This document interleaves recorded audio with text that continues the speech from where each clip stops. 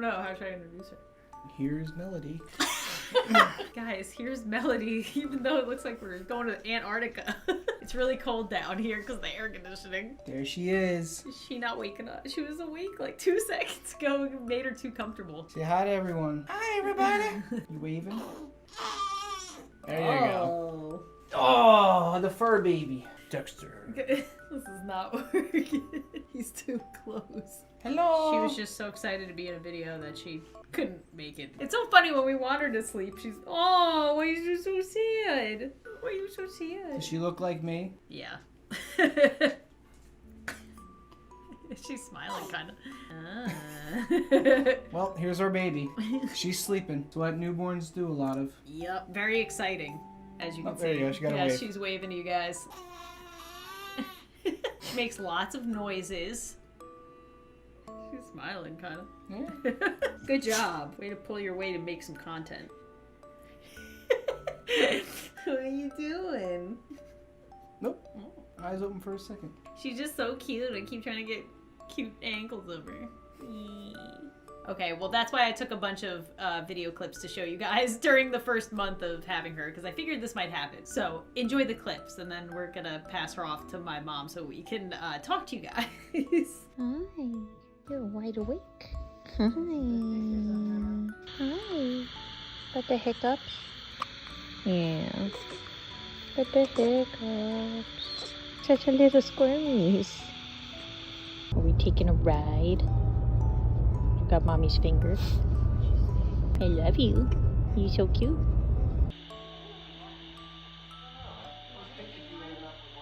Melody seems to like it. See, this is nice. This is nice. Melody. Boop. You like your piano? Yeah. What are you doing? Kicking? You kicking. Oh, bless you.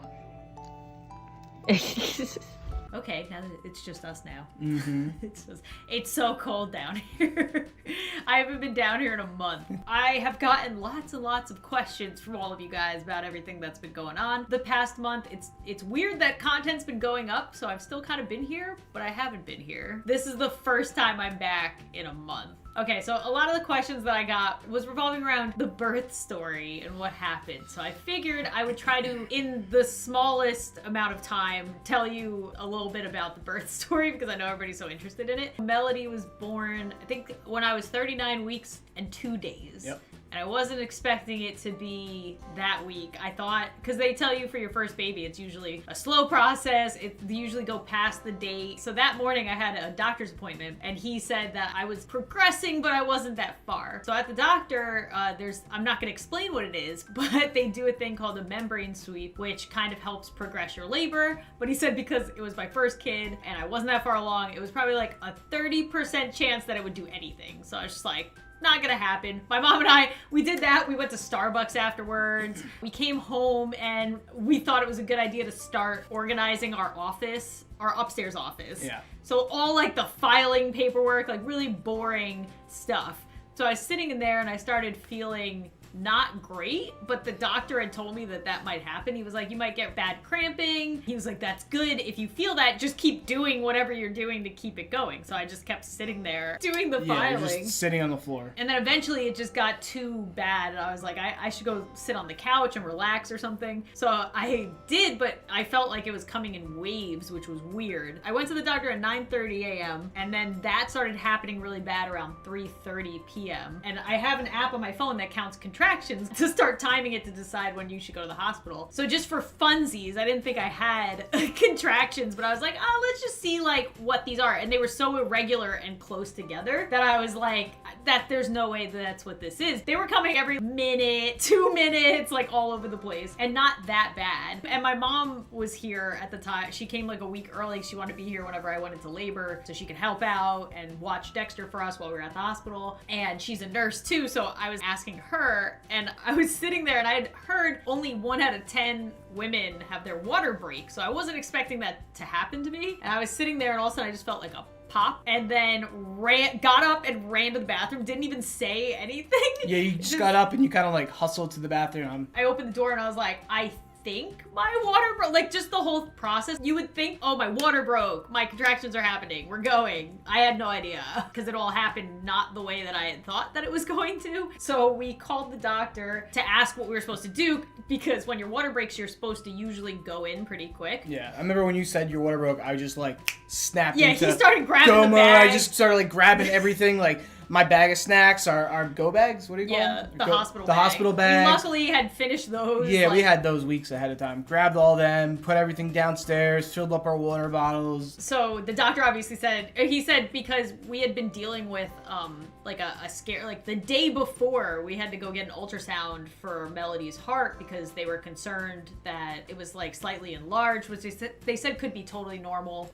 This plays into a big part of it too. That literally happened the day before. Yeah. We were like so stressed out. We had to run to specialists because they were really worried about the baby's heart. But then luckily they couldn't find anything serious, so they said, no, go with your original plan, deliver at your regular hospital. We're sure it's fine. We'll just check her when she's born. Anyway, because of all that, my doctor said, usually I'd tell you to labor at home for a little bit and then go, but he was like, you should probably just go to be safe. So we left at like 4:30, and I was like crying on the way out because every time I saw Dexter made me super sad for some reason out of nowhere, and I never cry. Yeah. So it was freaking everybody out that I was crying. My mom and Bobby out that I was crying. And then we got to the hospital. And I was like, look, I'm gonna drop you off at the front door. I'll grab everything and I'll meet you inside. And she's like, no, we'll just go park and I'll walk. And I'm like, you're in labor probably, or whatever. I still had no idea what. Like I figured. So what happened was, usually when your water breaks, you still have you could have 24 hours before you deliver the baby before it becomes a problem. And my contractions weren't that bad. So I was like, I probably still have a lot of time. Let me just walk with you. We'll help with the bags. By the time we got to the room and checked in, it was like 5:30. So already only in labor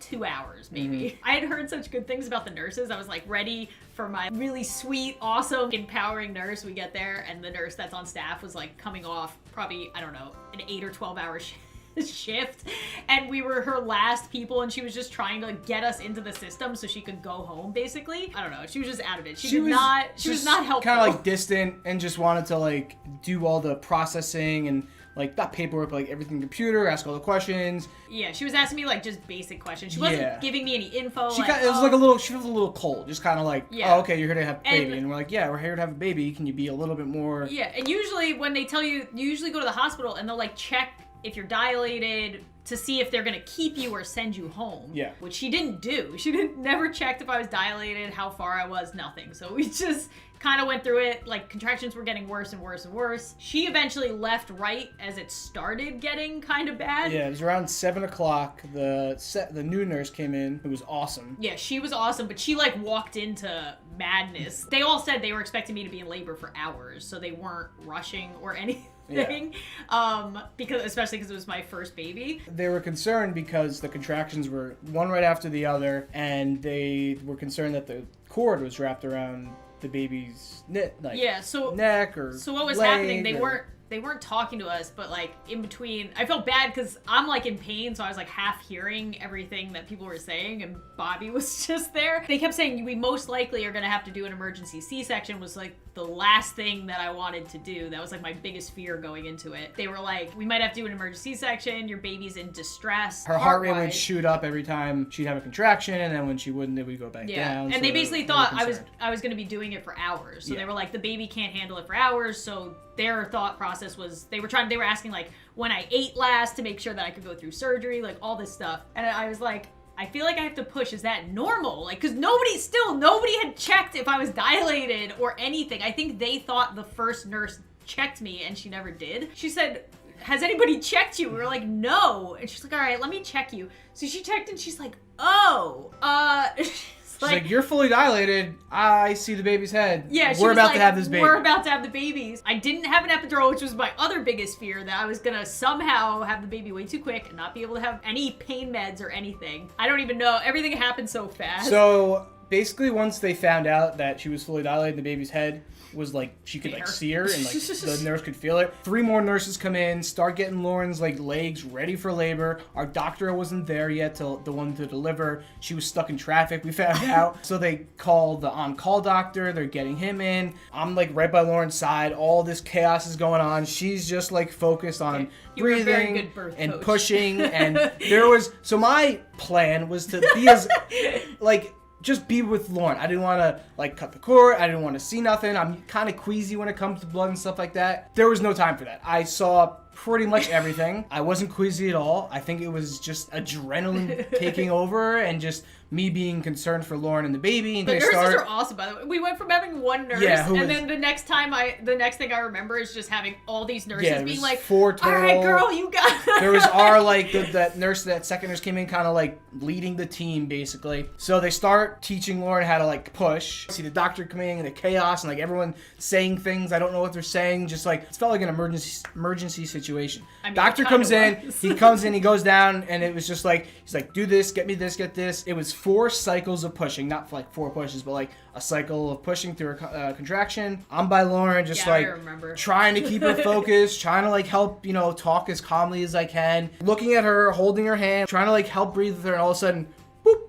Yeah, they didn't even like give warning. I had no idea. The doctor just takes the baby and plops her right on Lauren. I'm like, oh, she like, there she is, Lauren, you did it. There she is. You just gave natural birth. There's Melody. There's our baby. They bring Melody over to like bassinet crib thing where they check on her and go to take photos of her. And they're like, yep, everything's good. She's checking out good.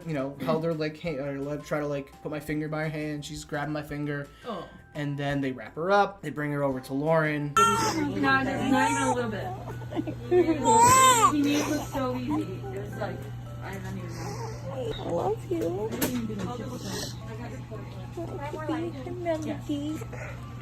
I know.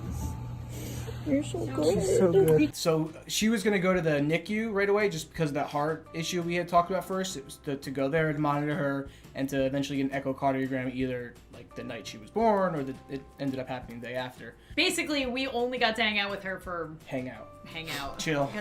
We got to have our time with her for like... a couple minutes before they took her away, which sucked. Yeah. But I think it was such a whirlwind that it didn't set in till like later that night. It didn't. It was I was kind of just like, oh, I get to like rest for a second. Yeah, for me it was just like such a relief. Like she's out, Lauren's good, Melody's good, she's healthy, she's going to the best place she can go. Lauren's good. Let's just so intense. Yeah. I couldn't sleep. So that whole night I couldn't sleep just because I was constantly replaying everything in my head and just being like, how did this? We went from like sitting on the couch, relaxing, chilling, to a couple hours later having our baby. I was just so happy because Lauren was done being pregnant because I felt so bad for the last like what 2 to 3 weeks was pretty rough, heartburn and just. Oh yeah, the last couple weeks. Because everything up to then was, I would say, was a pretty good pregnancy.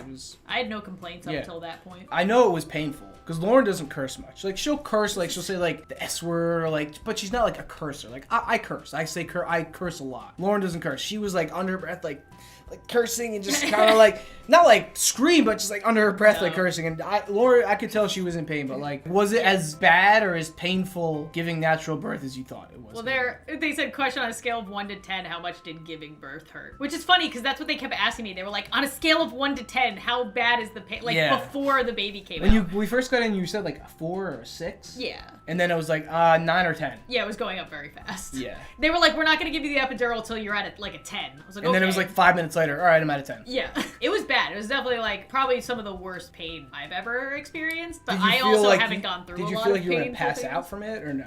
No. That's what I was always... No. Some women do. They do pass out. No, I think the adrenaline was just... Basically, your body and your brain is just like, get this... Get this thing out. Get this baby out. Like...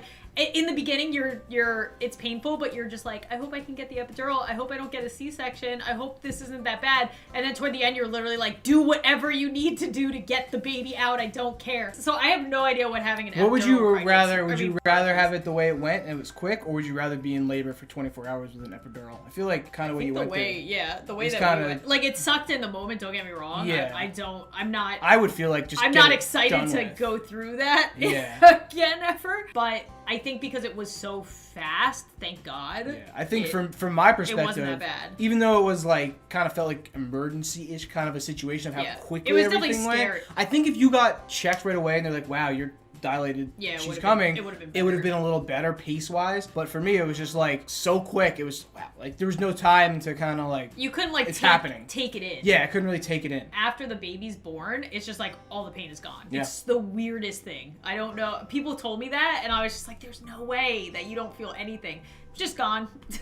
You go from like dying to just being like, "Oh hey," and start talking to people again, and it's such a weird, crazy experience for sure. I just say you did it. Yeah. You went through natural birth, and I feel like that's kind of like something you're like, yeah, I went through it. It sucked, but hey, you can do I went through the most painful thing they say that you can go through with no drugs. After the 2 hours, they moved us to the recovery room, and we didn't have Melody the first night because we had to wait for the next morning to get her heart. The best part about the first night was eating. I don't know why, just like... Oh yeah, and the hospital food was so good. Yeah. I don't know why. It was great. It was really good. They had her on like a camera, or like in the NICU. She was like on a live stream, I guess you could say, so we could watch her. It was pretty cute and pretty emotional. Just watching her, and there she is. I said I would just kept getting so sad because I was like, that's when it started setting in. I was like, they won't let me see my baby. Yeah. Like, what's happening? Oh yeah, so that's the other great part of it. I wasn't supposed to get COVID tested because when we first got there, they saw on my charts that I had COVID back in January.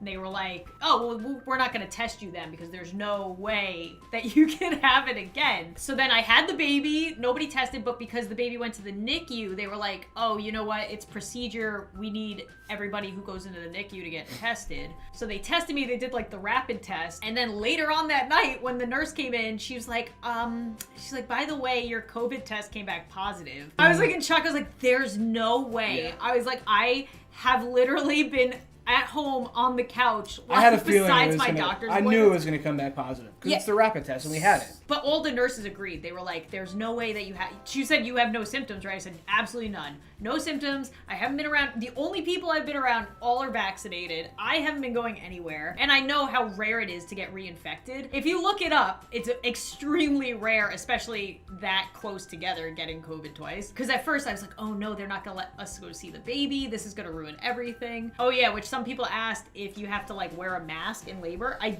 did. But you took it off. But then I took it off when I was actually in the pushing part. They put an oxygen mask on you. Oh yeah, you had the oxygen on. That was nice. But then in our recovery room, we had to keep it on like when people would come in and out. Which is actually another question I'm stepping on again. A lot of people asked how it was having a baby during COVID. Super annoying. Yeah, we had to do like... extremely annoying. We had to do a lot of extra tests. Well, only because we had COVID. Yeah. If we didn't have COVID, they wouldn't have made us jump through as many hoops during the pregnancy. My theory is that, so when we would go get the ultrasounds, she was her weight was kind of low. It wasn't dangerous, it was just a little low. We're both small people. It was kind of like, oh, okay, she's fine. And then all of a sudden, we told the one ultrasound tech that we had COVID, and everything changed, the attitude changed. Yeah, I feel like they wanted to use us as like a study case. Oh, these people have COVID. Let's see what happens to them. And, well, listen, it's good to be extremely cautious with babies and COVID, but it just felt kind of like they wanted to use us as an example. I heard them say that they were using the placenta, or they were keeping the placenta because we had COVID. Yeah. Like the hospital was keeping it, meaning that they were probably running tests and stuff on it, which is fine. But it's interesting that they never asked if they could take it. I don't want it, but like. Oh yeah, I saw that. I saw the doctor take that out and everything, and it was just like, oh, there that is. But I'm fine with them testing it, making sure that like COVID won't affect pregnant ladies in the future or babies. Finally got Melody back the next morning.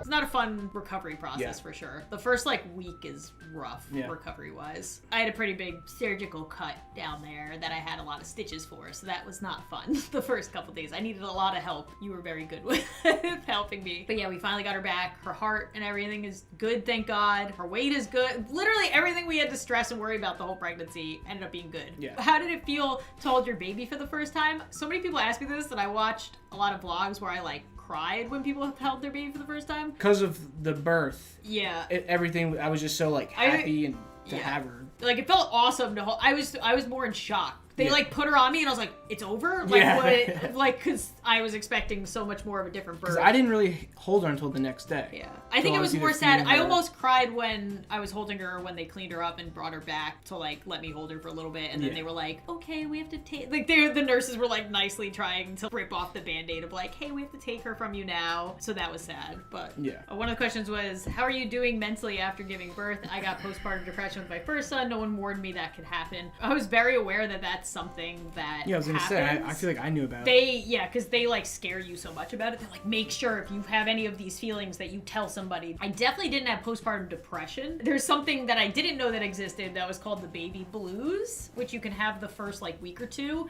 And it's mainly just because your life just went through a major change. You're not sleeping as well and your body's hurting and your hormones are going crazy. But like I would cry over anything. I would like start talking to Bobby about something and start getting choked up and be like, I have to go. Like there was a couple times I had to like excuse myself, but it was never bad crying. The first 2 weeks are definitely the roughest. Yeah. For sure. Because you're still healing, you're learning everything. You're going from like having full sleep to like not much sleep, not knowing if you're doing everything right. Thankfully, my mom was she's still staying with us. That's why we're filming this right now. Before she leaves this weekend so that Bobby can be in the video, because otherwise when I'm filming he's gotta watch her. Thank God she was here because she took her in the mornings and then we could actually sleep and not be total zombies during the day. And then Bobby's parents came over a lot to try and help, so we've definitely had a lot of help. Just like every baby, she has good days, she has bad days, she has days where her stomach's hurting her, where she's going through a growth spurt. And there's some days she's chill. Like today was a really good day. Today's been good. Last night was good. Last night was very good. That was like the most sleep I've gotten in a little while. Yeah. Which brings me to my next question. Is Melody a good sleeper? Does she wake up a lot at night? Just questions about her sleeping routine. I have read so much stuff about babies and sleeping because we felt like we had it right in the beginning. She was sleeping like 4 to 3 hour spans, which was really good at night. So we thought we had it down, and then all of a sudden she switched and started doing like every hour, or every 2 hours, or like she would sleep really good in the beginning of the night before we would even go to bed, and then sleep terrible the rest of the night when we went to bed. Right now, she's sharing a room with us, but her sleeping is okay. Yeah. Last night she was great. She slept for like a 5-hour span for the first time in the beginning, and then she used to wake up. The good time was when she would wake up we would put her down at 8.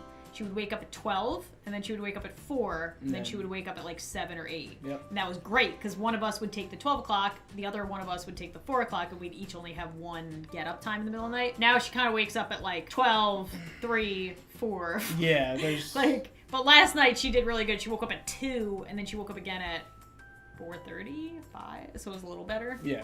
But yeah, I mean, That's it. She's doing good. She's doing okay. She sleeps. She likes her swing during the day. You can put her in her swing and rocks her, and she stays in that for a while. And she also loves to be held. She'll fall asleep in our arms like nothing. And then you put her in the bassinet, and after she starts moving and crying. Oh yeah, the other question that I saw a lot was about Dexter and Melody. Like so many questions were asking, how did Dexter react when he first met Melody, and how long did it take Dexter to get used to Melody? When he first met her, he was fine. He was anxious for sure. Yeah, anxious, excited. I was doing a lot of research on how to properly introduce babies to dogs. So when we came home from the hospital, like each of us went in individually to say hi to him so he can get his energy out. And then we brought her in because you're supposed to keep it calm. But he was really good with her. Maybe every time we would go in the middle of the night to have a diaper change, he used to like follow us back and forth because he was so anxious and didn't know what was happening, why this like little creature was crying in the middle of the night and why we were getting up with her, I guess. He's like over her. He's used to her. He's all good. He goes up and he sniffs her and he'll give her, a little lick kiss every now and then. And in the middle of the night when we go to change her and stuff, he just stays in his bed now. Yeah. He's just like, He's used to her. Yep. Somebody asked what the best and worst parts about being a parent are so far. I mean, the best parts are you have a kid to raise. The best part is you have a child to raise. Like them being cute. I mean, okay, so like one of the like most enjoyable parts is when she's crying or cranky and you figure out what's wrong and you calm her down and you put her to sleep. Like that feels great. Like, yes, I did it. I figured it out. I calmed her down. I put her to sleep.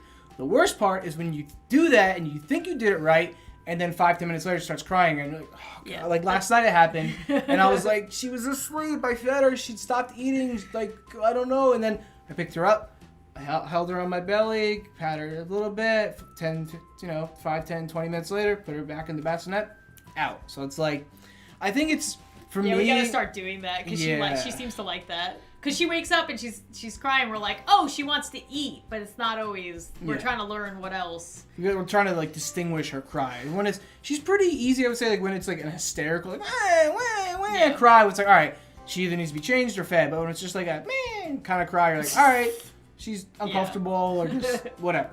Yeah, she's honestly a very easy, quote-unquote, easy baby. Like, I wouldn't say, any baby is an easy baby. So you still have to do a lot with them at all times. She had a couple bad, not even colicky episodes, but like gas episodes where she would just cry and nothing would help. But that's definitely the minority of the days. And she hasn't, knock on wood, I think every time she has one of those days, we're like, all right, what can we change? Like, is it her bottle? Is it like the way she's sleeping? What she's sleeping in? So it's like problem solving. A lot of problem solving. Yep. That's a good answer. Oh yeah, everybody's already asking if we're having more kids. I think we're gonna like figure out this part of our lives first. It's just hard. It's just the pregnancy is 9 months, and then the labor, and it's intense. It's hard. It's hard on Lauren. It's a lot, especially during COVID was tough too. But if we do decide to have another baby, I think we'll obviously be more prepared or used to it.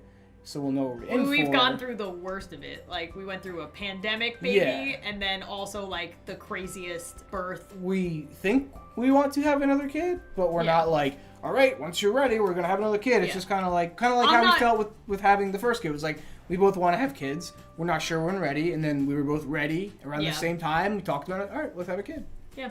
Yeah, that's probably the way I'll play it. Yeah. Like, we kept saying, we're like, oh, we'll be happy if we have a kid, or if we don't have a kid. But let's just see how life goes. But if a year, 2 years from now, we're like, we're happy with Melody, we don't want to have another kid, we won't, and vice versa. If we're like, all right, ready for another one, then we will.